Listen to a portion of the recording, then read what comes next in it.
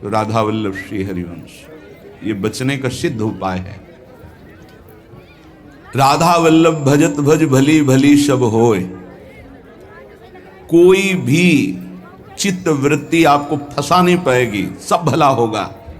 राधा वल्लभ राधा वल्लभ राधा वल्लभ ये स्वयं जपो, और जिनके मुख से निकलता है उनकी चरणों में प्रणाम करो, उनकी चरण धूलि माथे पे धारण करो। होए विषय विष नाश, ये जो विषय रूपी विष हमारे हृदय में फैल रहा है इसका नाश हो जाएगा, सिद्ध औषधि है। जासु नाम भव भेषज, इस संसार रूपी महान फसाव से बचाकर सच्चिदानंद में स्थित करने की सिद्ध ये पद्धति है।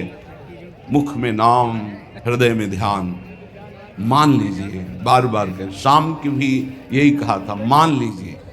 होए विषय विश्वनाश, होए वृंदावन बस गति, होए सुदृढ़ सत्संग, होए रसरीति अगाधा, होए सुजस जग प्रगट, होए पद प्रीति सुराधा। सब कुछ इसी से प्राप्त हो जाएगा।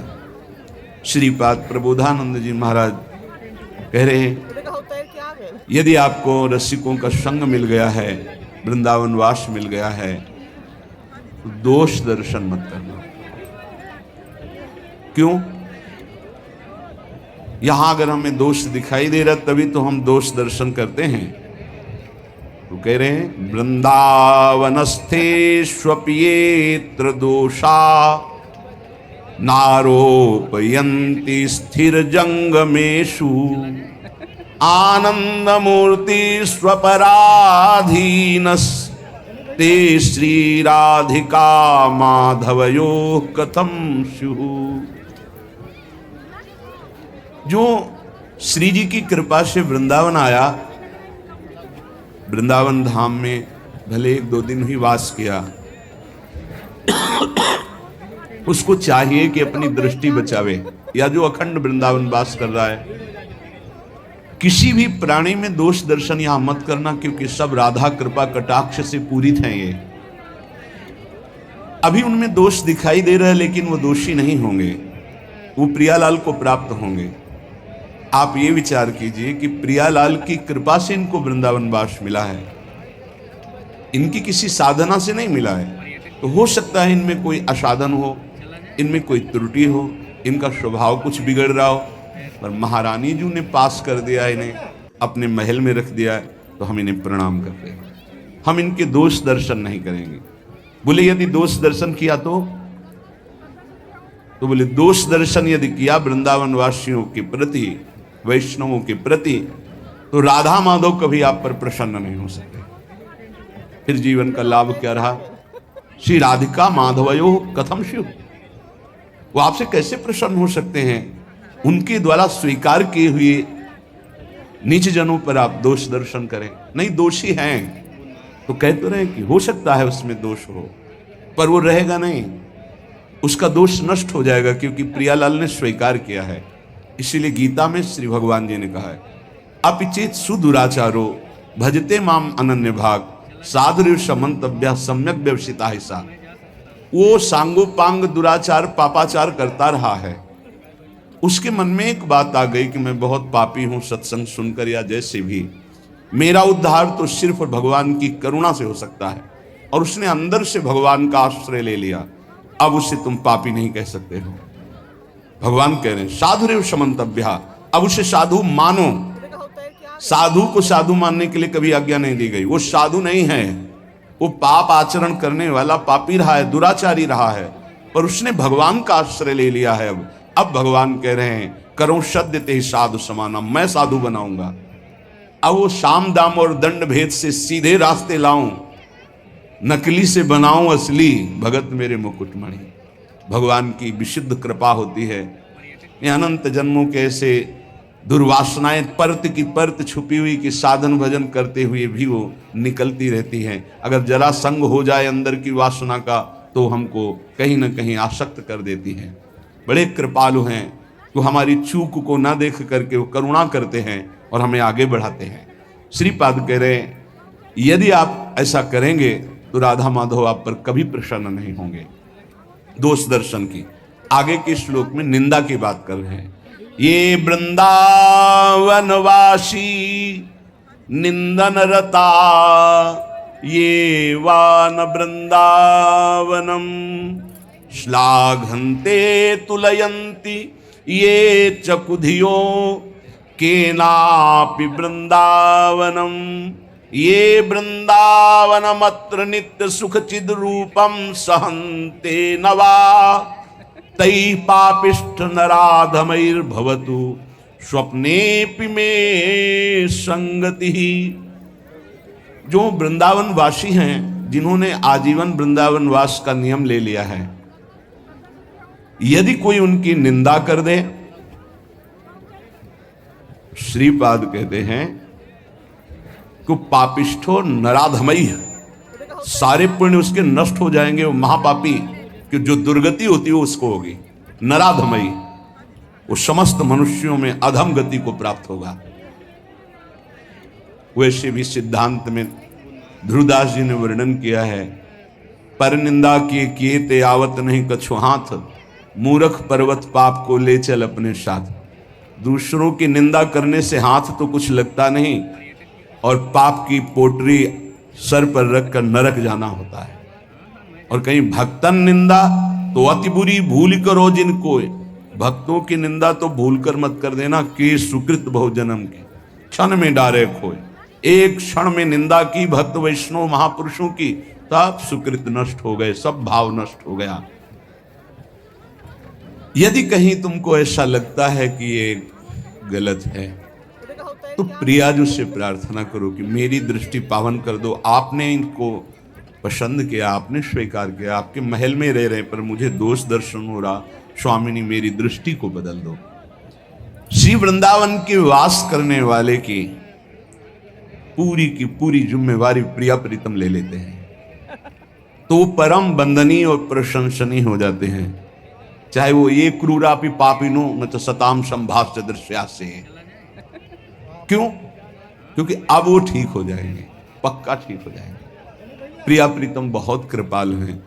अगर कोई भी शास्त्रों को, भक्तों की महिमा को पढ़ के देखो तो दो चार की बात नहीं कहते, प्रायः ऐसे रहे जो माया में बहुत ही भ्रमित थे और सत्संग के द्वारा, संत साधु महात्माओं की कृपा के द्वारा वो ब्रह्म ऋषि बन गए, वो महापुरुष बन गए भगवान की आराधना करके। तो ऐसा नहीं है कि कोई गलत है तो उसको परम पद नहीं मिल सकता, नहीं, वो गलती का सुधार हो सकता है। प्रिया प्रीतम की शरण में है, सुधार हो जाएगा। बहुत जन्मों का बिगड़ा हुआ मन है। जो मंदबुद्धि वैष्णव जनों की, कहीं के भी वैष्णव हो, चाहे गृहस्थ हो चाहे विरक्त हो, यदि भगवत आराधन परायण है, कभी भी उसकी छिद्रान्वेषण वृत्ति से दोष दर्शन न करे। ढूंढे कौन सा दोष हो सकता है, बहुत सावधानी की जरूरत है। आपका चिंतन आपकी स्थिति से हो रहा है, उनका व्यवहार चिंतन उनकी स्थिति से हो रहा है। तो किसी की स्थिति में जब तक अपनी स्थिति नहीं मिलाओगे तब तक स्थिति का पता नहीं चलेगा। तो ये तो तुम्हें पता है नहीं कि अंतःकरण तदात्म क्या उसकी स्थिति में पहुंचे और बात जान ली। तुम तो केवल देह भाव में स्थित हो, तो देह भाव के अनुसार यदि किसी वैष्णव की, किसी भगत की, किसी बाहरी चेष्टा पर, बड़े बड़े महापुरुषों की बड़े विचित्र लीलाएं होती हैं, उनको समझ पाना बड़ा कठिन है। सत्संग हो रहा है, बीच सत्संग में सत्संग को रोक दिया श्री रामकृष्ण परमहंस जी, और लाओ वो ये पकोड़ा। विवेकानंद जी ने प्रार्थना की कि प्रभु सत्संग में बीच में कई लोगों की श्रद्धा बिगड़ सकती है। ऐसे भाव में उनकी, तो उन्होंने कहा कि शरीर रजोगुण से चलता है, यदि रजोगुण ना धारण करे तो अभी शरीर छूट जाए। जिस दिन मैं ना मांगू उस दिन जान जाना कि शरीर छूट जाएगा।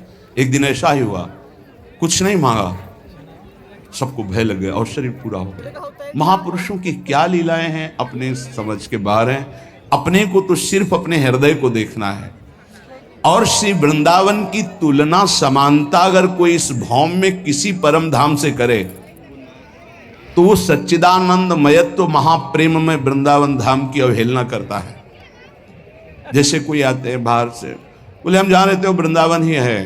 किसी भी पवित्र स्थान को लेकर वृंदावन की समानता में सिर्फ वृंदावन है, बोलो त्रिभुवन में ऐसा कौन सा स्थान है जहां इतने ठाकुर विराजमान हो, इतने शालिग्राम भगवान विराजमान हो, इतनी श्रीमद् भागवत विराजमान हो, इतने महाभागवत भक्त विराजमान हो, इतनी जगह अखंड नाम कीर्तन होता हो, इतनी जगह हजारों वैष्णव नाम जप कर रहे हो। ये तो बाहरी बात हुई, वो अंतर में जितने सिद्धाचार्य महापुरुष सब यहीं विराजमान है, स्वयं प्रिया प्रीतम यहां विराजमान है, दिव्य लीलाएं उनकी निरंतर यहां चल रही। यहां की समानता सिर्फ वृंदावन ही कर सकता है।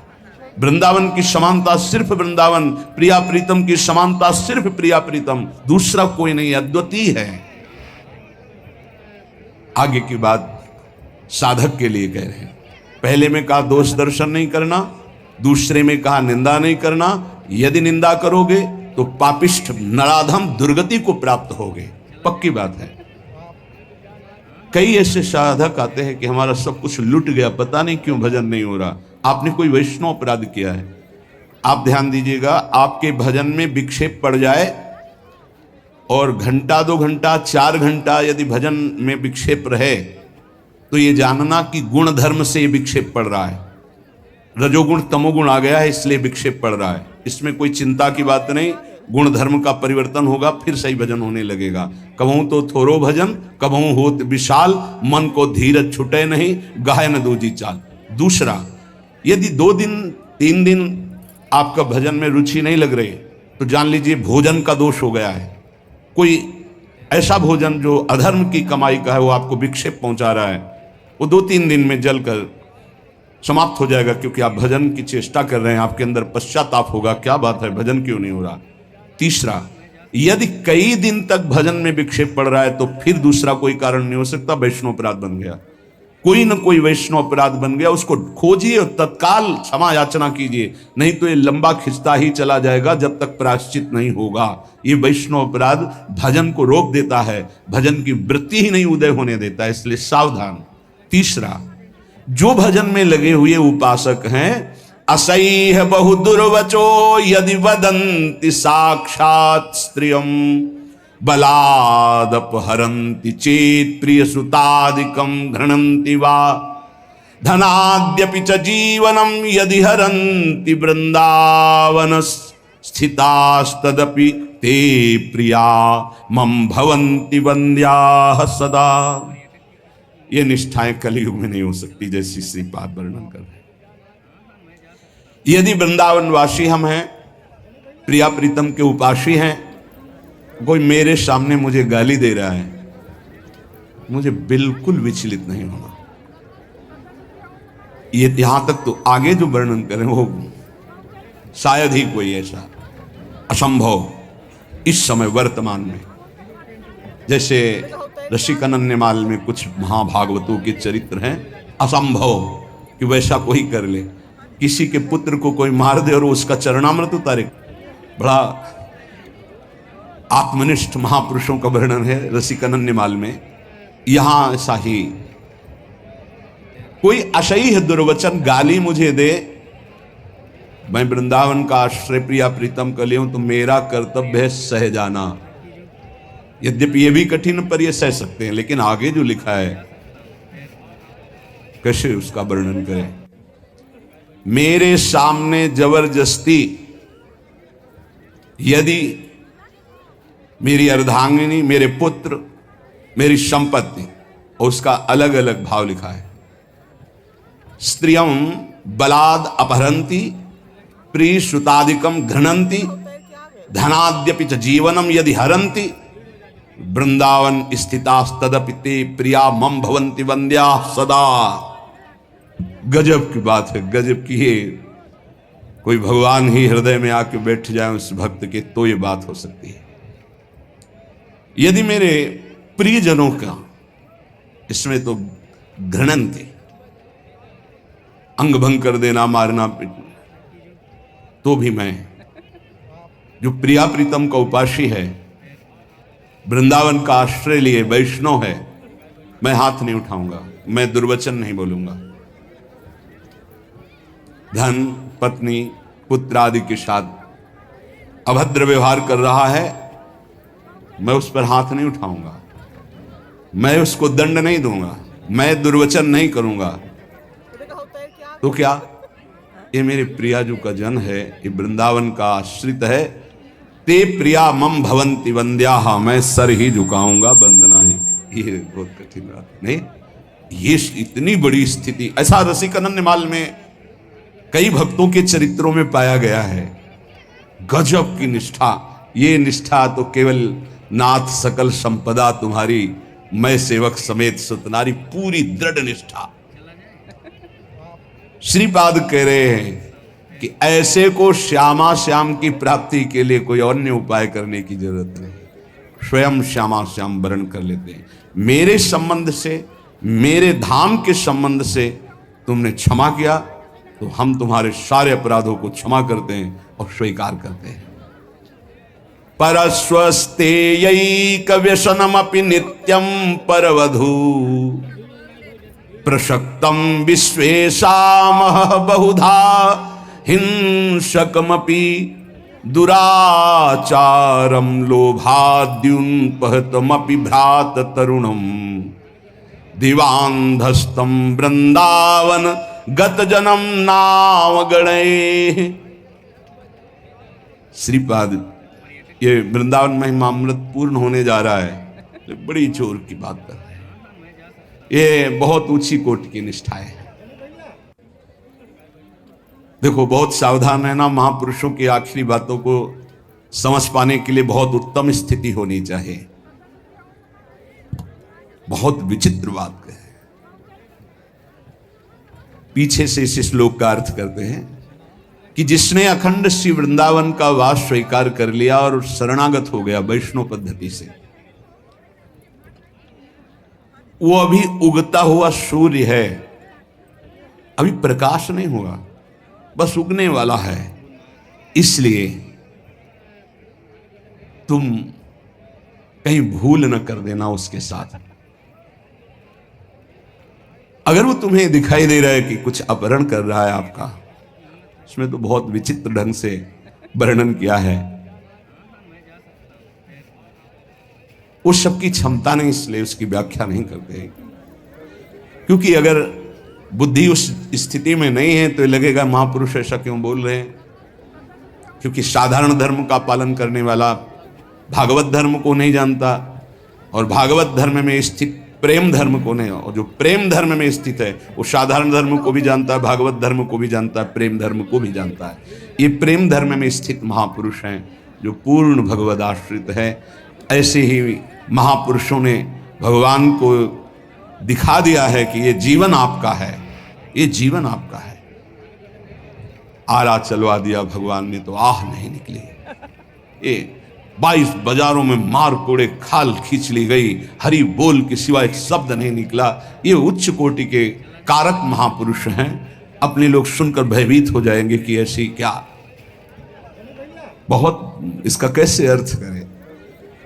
इसकी स्थिति तो दिव्य महापुरुषों की जब तक स्थिति नहीं होगी तब तक इन शब्दों को नहीं समझ पाओगे जो इसमें। उदित बाल सूर्य समस्त अंधकार का जैसे नाश कर देता है, ऐसे प्रिया प्रीतम की शरणागति में है, वृंदावन वासी है। अब उदय होने वाला है उसके ऊपर ज्ञान प्रकाश, प्रेम प्रकाश। अब उसको आप निंदनीय मत समझिए, किसी समय कृपा हो जाएगी और वो महापुरुषों की वंदनीय स्थिति को प्राप्त हो जाएगा, क्योंकि श्यामा श्याम का है। जैसे बहुत रफ्तार से गाड़ी चल रही है, उसको एकदम ब्रेक मारो तो भी घसीट ही जाएगी, ऐसे ही शरणागति का कुछ होता है। बहुत जन्मों से रफ्तार से गाड़ी भोगों में चल रही है, ब्रेक मारते मारते वो फिसल ही जाता है।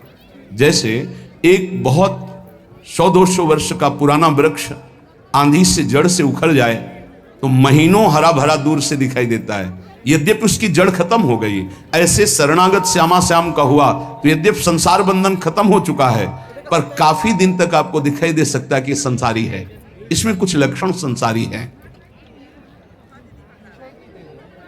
वो तुम्हारा सर्वस्व अपहरण करने वाला हो तो आगे तो कितनी बड़ी बात है, बहुत बड़ी बातें लिख रहे हैं महापुरुष हैं।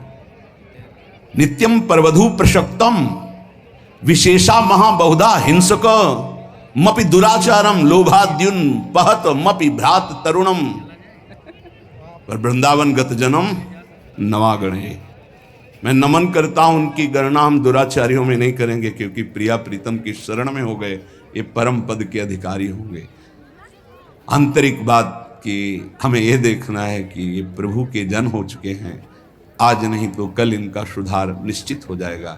इसमें दो बातें हैं। एक है जो हमारे हृदय की अनंत वासनाएं हैं, प्रभु के द्वारा ही उनका सर्वनाश होगा। कोई चाहे जितनी बढ़कर बात करे, अपने बल से निर्विकार पूर्ण रूप से हो ही नहीं सकता। ये तो कृपा से होता है। अब कृपा हो गई, कहाँ भोगों में फंसा जीव संसार का, प्रभु की शरण में आया, फिर प्रभु की शरण में आकर के उस शरणागति को नहीं जान पा रहा है, लेकिन उसकी वासनाएं वैसे ही प्रबल है। पर उस शरणागति जिनकी हुई है वो जान रहे हैं कि मेरे आश्रित हुआ है, मेरी माया प्रबल है। वो चूक ना देख करके अपनी करुणा से उसका परम मंगल कर देते हैं। ये अब इसी भाव को समझ करके ध्रुवदास जी लिख रहे हैं, अवगुण करे समुद्र सम गनत नापनो जान, राई के संभजन को मानत मेरु समान। इसका मतलब ये नहीं कि कोई स्वतंत्र रूप से ऐसे वासनाओं में नहीं, वो हरि का जन है, वो जलाकर राख कर देंगे हृदय को। उसको त्राहिमाम बोलना पड़ेगा और सही मार्ग में चलना पड़ेगा, पक्का। ये हृदय की बात कहते हैं। हमारा हृदय या आपका हृदय सब मायाकृत है। अगर माया से मुक्त हो रहा है तो केवल उनकी कृपा से हो रहा है, नहीं किसी की कोई बस नहीं। शिव विरंचिका मोहई को है बपुरान, अस जिय जानि भजी मायापति भगवान। अगर उपासक बहुत पापाचरण किए हैं, अब उपासना में रत है, तो कुछ उसकी ऐसी बातें होती है जिनका सुधार होना होता है, क्योंकि वो सिद्ध पुरुष नहीं है। हमें चाहिए कि अगर हमें दोष दर्शन होता है तो हम नमन करते हैं, भगवान जिन्होंने आपको शरण में लिया वही आपको शुद्ध करेंगे, जो हमें शुद्ध कर रहे हैं वही आपको शुद्ध करेंगे। हम भगवान से प्रार्थना करें कि जो साधक में दोष है उसको ऊपर कृपा करके उठावें कि दोष उसे छू ना पावे, और हम पर कृपा करें कि हम दोष दर्शन न कर पावें, और हम नाम जप करें। जब कोई नाम का आश्रय ले लेता है तो चाहे जितना उससे अपराध बन गया हो, हमारे शास्त्र कहते, ध्यान से सुनना, पापानलस्य दीप्तस्य मा कुर्वन्तु भयं नराः, गोविंद नाम मेघौघैर नश्यते नीर बिंदुभिः। इतना पाप किया कि पापाग्नि उसको भस्म कर देती, नष्ट कर देती है। पाप का ऐसा प्रभाव है, विध्वंस कर देता है, पूरे के पूरे साम्राज्य को नष्ट कर देता है। न उसका लौकिक रहने देता है, न पारलौकिक कुछ रहने देता, सब नष्ट कर देता है। ये पाप बड़ा भयावह है, जिसे लोग अज्ञान के कारण सुख समझकर भोगते हैं धर्म विरुद्ध, उसे पाप कहते हैं। धर्म का स्वरूप क्या है? जो शास्त्र कहता है कि करो उसे धर्म कहते हैं, जिसे कहता ना करो उसी को पाप कहते हैं। तो प्रायः जो भगवान का आश्रय नहीं लिए, सत्संग नहीं सुनते, नाम जप नहीं करते, तो पाप से नहीं बच सकते। जैसे लोग कहते हैं मैं भजन नहीं करता, अपना काम धंधा करता हूं, क्या भगवान की जरूरत है? तुम जान ही नहीं पाओगे, तुमसे अपराध बनते जाएंगे, पाप बनते जाएंगे, क्योंकि जो जानने वाली बुद्धि है वो नाम जप से प्रकाशित होती है। देहु कृपा करी बुद्धि प्रकाश, तो जस बरनो हरिवंश विलास। जब हम नाम जप करते हैं तो प्रभु कृपा करके हमारी बुद्धि में ज्ञान का प्रकाश देते, तब समझ में आता है कि हाय मेरे से कितने पाप हो गए, कितनी गलतियां हो गई, पर दीन बंधु पतित पावन प्रभु आपका ही भरोसा है। और नाम जप कर रहे तो बोले जो पापाग्नि उसे भस्म कर देती, उसके लोक परलोक सब जला देती। तो जहां कोई शुरू किया गोविंद गोविंद कृष्ण कृष्ण हरि हरि राम राम राधा राधा, तो बोले जैसे अग्नि प्रज्वलित होकर ज्वाला रूप धारण करने वाली थी पर मेघ बरस गए तो वहीं की वहीं शांत हो गई। ऐसे ही नाम जापक के सारे पाप जो अग्नि रूप उसे जलाने के लिए थे, नाम रूपी मेघ उसको तत्काल शांत कर देता है। वो उसे भस्म नहीं कर पाती और स्वयं शांत हो जाती, अर्थात पापों का सर्वनाश भगवान नाम से हो जाता है। और धैर्य पूर्वक जपते रहो। चाहे जितनी विपत्ति आवे, नाम मत छोड़ना। तुमको ऐसे लोग भी कहने वाले मिलेंगे कि जब से तुमने भक्ति शुरू की, नाम जब शुरू किया, देखा तुम्हारा अमंगल हो गया। सच्ची मानिए, अनंत जन्मों के पापों का शमन हो रहा है, तुम्हारा अमंगल नहीं हो सकता। कल एकांतिक में कहा था, जैसे भगवान की सामर्थ्य नहीं कि किसी का मंगल कर सके, क्योंकि वो मंगल भवन है, ऐसे ही परम मंगलमय भगवान का नाम, जिसकी जिह्वा पे नाम है, तो नाम जपत मंगल दिश दशहु, दसों दिशा में उसका मंगल होगा। अवशेना पियन्नाम्नि कीर्तिते सर्व पातकैः पुमान् विमुच्यते सद्या सिंहस्त्रस्तैर्मृगैर्यु। पापी पुरुष से प्रेम पूर्वक नाम जप नहीं होता।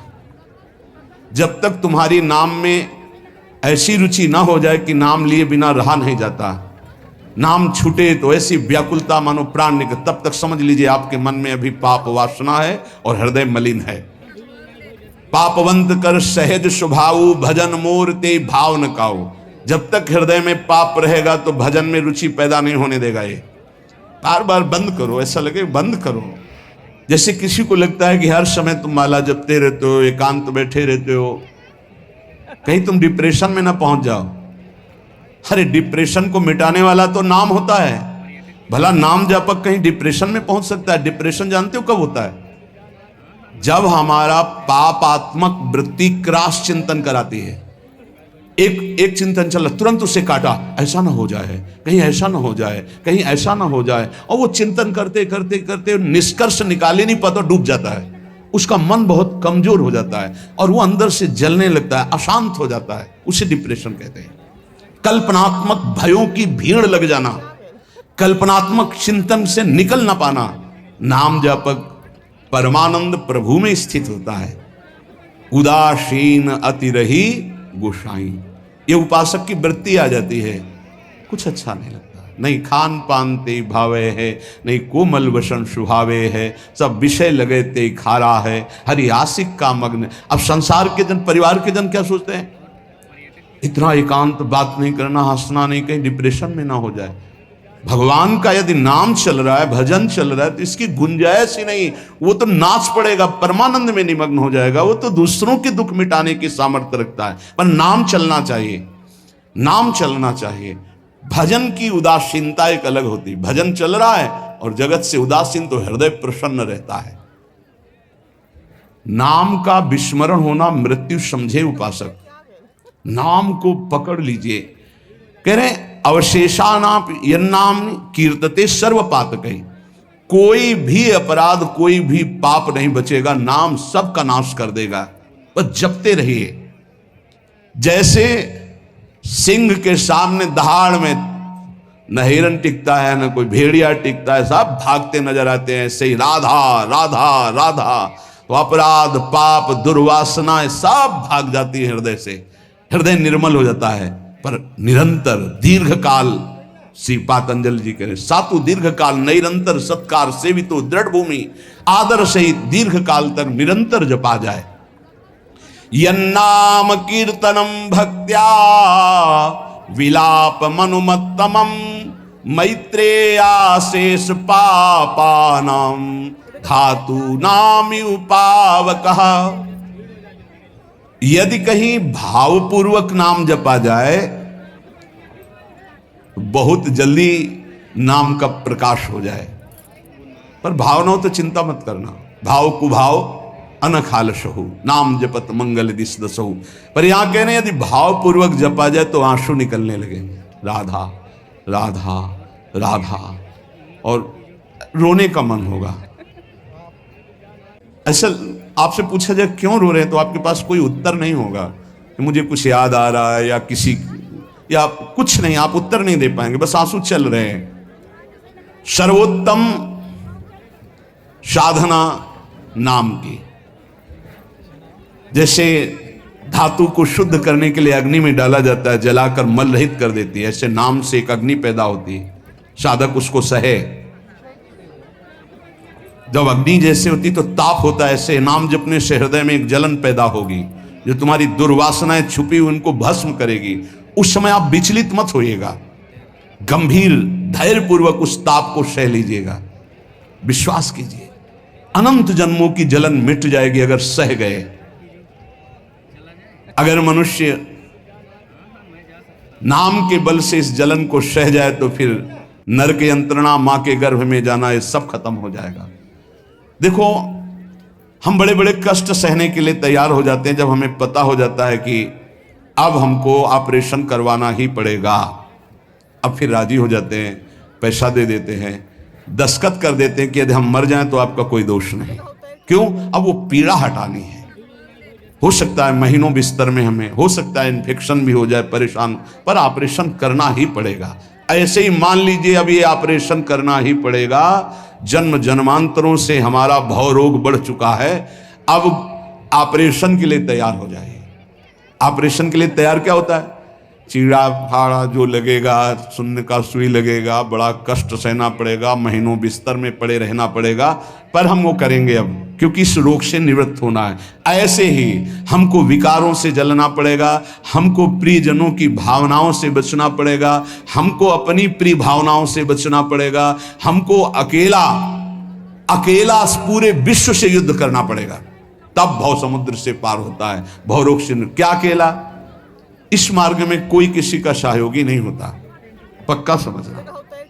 आपको स्वयं लड़ना होगा, क्योंकि अंदर का विषय होता है। बाहर तो हजारों लोग मित्र हैं, लेकिन मेरी अंदर की सामर्थ्य हमको बचाएगी। बाहर की सामर्थ्य जन समुदाय की नहीं बचाएगी। हमारे अंदर कोई वृत्ति आ रही हो, अंदर का भजन बचाएगा, बाहर का नहीं। एक एक वृत्ति आपको सुधारनी, आपको लड़ना होगा। पर आप अगर निश्चय कर लें तो आप लड़ सकते हैं, क्योंकि आप हरि के अंश हैं, आप में सब सामर्थ्य है।